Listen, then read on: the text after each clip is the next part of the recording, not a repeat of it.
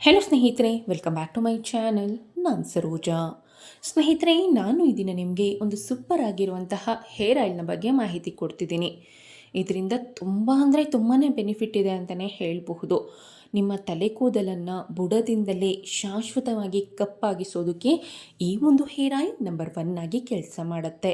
So ತುಂಬಾ ಸಿಂಪಲ್ಲಾಗಿ ready ಮಾಡ್ಕೊಳ್ಬಹುದು. ಕೇವಲ 5 ನಿಮಿಷದಲ್ಲಿ ಈ ಒಂದು ಹೇರ್ ಆಯಿಲ್ ಅನ್ನೋದು ಸಂಪೂರ್ಣವಾಗಿ ರೆಡಿ ಆಗುತ್ತೆ ಮತ್ತು ಅಷ್ಟೇ ಎಫೆಕ್ಟಿವ್ ಆಗಿ ಸಹ ಕೂಡ ನಿಮಗೆ ರಿಸಲ್ಟ್ ಕೊಡುತ್ತೆ.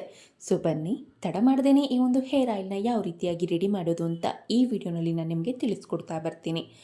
ಈ ಒಂದು ಹೇರ್ ಆಯಿಲ್ನ ರೆಡಿ ಮಾಡೋದಕ್ಕೆ ನಾನು ಮೊದಲನೇದಾಗಿ ಒಂದು ಬಾಣಲಿಯನ್ನು ತೆಗೆದುಕೊಂಡಿದ್ದೀನಿ, ಪುಟ್ಟದಾದಂತಹ ಬಾಣಲಿ.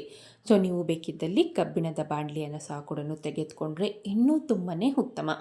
ಸೊ ನಾನು ಇದಕ್ಕೆ ಒಂದು 4 ರಿಂದ 5 ಟೇಬಲ್ ಸ್ಪೂನ್ ಆಗುವಷ್ಟು ಸಾಸಿವೆ ಎಣ್ಣೆ, ಮಸ್ಟರ್ಡ್ ಆಯಿಲ್. ಈ ಒಂದು ಮಸ್ಟರ್ಡ್ ಆಯಿಲ್ ಬಂದು ನಿಮಗೆ ಗ್ರಂಥಿಕೆ ಅಂಗಡಿಗಳಲ್ಲಿ, ಆನ್ಲೈನಲ್ಲಿ ಮತ್ತು ದಿನಸಿ ಅಂಗಡಿಗಳಲ್ಲಿ ಸುಲಭವಾಗಿ ಸಿಗುತ್ತೆ ಅಂತಲೇ ಹೇಳಬಹುದು. ಸಾಸಿವೆ ಎಣ್ಣೆ ಮೇಯ್ನಾಗಿ ತಲೆ ಕೂದಲನ್ನು ಕಪ್ಪಾಗಿಸೋದ್ರಲ್ಲಿ ನಂಬರ್ 1 ಆಗಿ ಕೆಲಸ ಮಾಡುತ್ತೆ. ಸೊ ದೆನ್ ಬಂದು ನಿಮ್ಮ ತಲೆ ಕೂದಲನ್ನು ಆರೋಗ್ಯಕರವಾಗಿ ಬೆಳೆಯೋದಕ್ಕೆ ಆಗಿರ್ಬೋದು, ಹೇರ್ ಫಾಲ್ನ ಕಡಿಮೆ ಮಾಡೋದಕ್ಕೂ ಸಹ ಕೂಡ ತುಂಬಾ ಸಹಾಯ ಮಾಡುತ್ತೆ.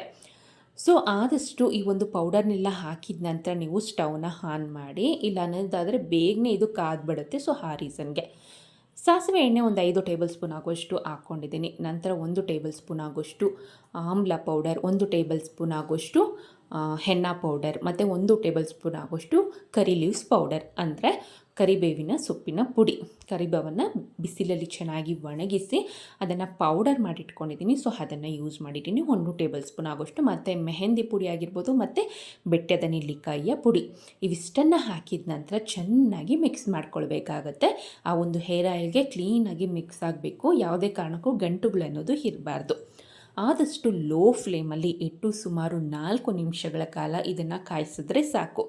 ನೀವು ಜಾಸ್ತಿ ಕಾಯಿಸಿದ್ರೆ ಅಥವಾ ಹೈ ಫ್ಲೇಮಲ್ಲಿ ಕಾಯಿಸಿದ್ರೆ ಏನಾಗುತ್ತೆ ಅನ್ನೋದಾದರೆ ಆ ಪೌಡರಲ್ಲಿರುವಂತಹ ಮತ್ತು ಆ ಒಂದು ಹೇರ್ ಆಯಿಲಲ್ಲಿರುವಂಥ ಅಷ್ಟು ಗುಣಗಳು ಸಹ ಕೂಡ ಹೊರಟೋಗುತ್ತೆ, ಬೇಗ ಬರ್ನ್ ಆಗಿಬಿಡುತ್ತೆ. ಸೊ ಆ ರೀಸನ್ಗೆ ಆದಷ್ಟು ಲೋ ಫ್ಲೇಮಲ್ಲಿ ಇಟ್ಟು ಒಂದು 4 ನಿಮಿಷಗಳ ಕಾಲ ಟೈಮ್ನ ನೋಡಿಕೊಂಡು ನೀವು ಸ್ಟವ್ನ ಆಫ್ ಮಾಡಿ, ನಂತರ ನೀವು ಈ ಒಂದು ಕ್ಲೀನಾಗಿರುವಂತಹ ಬೌಲ್ಗೆ ನಾವು ರೆಡಿ ಮಾಡಿ ಇಟ್ಕೊಂಡಿರುವಂತಹ ಹೇರ್ ಆಯಿಲ್ನ ಟ್ರಾನ್ಸ್ಫರ್ ಮಾಡ್ಕೊಳ್ಬೇಕಾಗತ್ತೆ. ಯಾವುದೇ ಕಾರಣಕ್ಕೂ ಶೋಧಿಸ್ಕೊಳ್ಳೋದಕ್ಕೆಲ್ಲ ಹೋಗಬೇಡಿ. ಯಾಕೆ ಅನ್ನೋದಾದರೆ ನಾವಲ್ಲಿ ಬಳಸಿರೋದಷ್ಟು ಪೌಡರ್ಸೇ. ನೀವು ಶೋಧಿಸಿದ್ರೂ ಸಹ ಕೂಡ ಆ ಪೌಡರ್ ಅನ್ನೋದು ಹಾಗೆ ಉಳಿದಿರುತ್ತೆ. ಸೊ ಡೈರೆಕ್ಟಾಗಿ ಹಚ್ಕೊಳ್ಳಿ, ನೋ ಪ್ರಾಬ್ಲಮ್. ಎಲ್ಲ ನೈಸರ್ಗಿಕವಾದ ಪದಾರ್ಥಗಳಾಗಿರೋ ಕಾರಣಕ್ಕೆ ನಿಮಗೆ ಯಾವುದೇ ರೀತಿಯಾದಂಥ ಸೈಡ್ ಎಫೆಕ್ಟ್ ಅನ್ನೋದು ಆಗೋದಿಲ್ಲ. ಸೊ ಇದನ್ನು ಒಂದು ಬೌಲ್ಗೆ ಹಾಕಿದ ನಂತರ ಸಂಪೂರ್ಣವಾಗಿ ತಣ್ಣಗಾಗೋದಕ್ಕೆ ಬಿಟ್ಟು ಈ ಒಂದು ಹೇರ್ ಆಯಿಲ್ನ ನೀವು ವಾರಕ್ಕೆ ಒಮ್ಮೆ ತಲೆಗೆ ಸ್ನಾನ ಮಾಡೋದಕ್ಕಿಂತ 3 ಗಂಟೆಯ ಮುಂಚಿತವಾಗಿ ತಲೆಗೆ ಹಚ್ಚಿ ಒಂದು ನಾಟ್ ಹಾಕಿ ಬಿಡಬೇಡಿ. ನಂತರ 3 ಗಂಟೆ ಆದ ನಂತರ ನೀವು ಯೂಸ್ ಮಾಡುವಂಥ ಶ್ಯಾಂಪೂನ ಯೂಸ್ ಮಾಡಿ ಹೇರ್ ವಾಶ್ ಮಾಡಿದ್ರೆ ಆಯಿತು. ಸೊ ಇದೇ ರೀತಿಯಾಗಿ ವೀಕ್ಲಿ ಒನ್ಸ್ ಈ ಒಂದು ಹೇರ್ ಆಯಿಲ್ನ ಯೂಸ್ ಮಾಡ್ತಾ ಬಂದರೆ ನಿಮ್ಮ ತಲೆ ಕೂದಲು ಶಾಶ್ವತವಾಗಿ ಕಪ್ಪಾಗುತ್ತೆ ಮತ್ತು ಹೇರ್ ಫಾಲ್ ಸಹ ಕೂಡ ಕಡಿಮೆ ಆಗುತ್ತೆ. ಸೊ ಇದಿಷ್ಟು ಈ ಮಾಹಿತಿ ಆಗಿತ್ತು ಸ್ನೇಹಿತರೆ. ಈ ವಿಡಿಯೋ ಇಷ್ಟ ಆದಲ್ಲಿ ಲೈಕ್ ಮಾಡಿ, ಶೇರ್ ಮಾಡಿ. ವಿಡಿಯೋ ನೋಡಿದ್ದಕ್ಕಾಗಿ ಧನ್ಯವಾದಗಳು.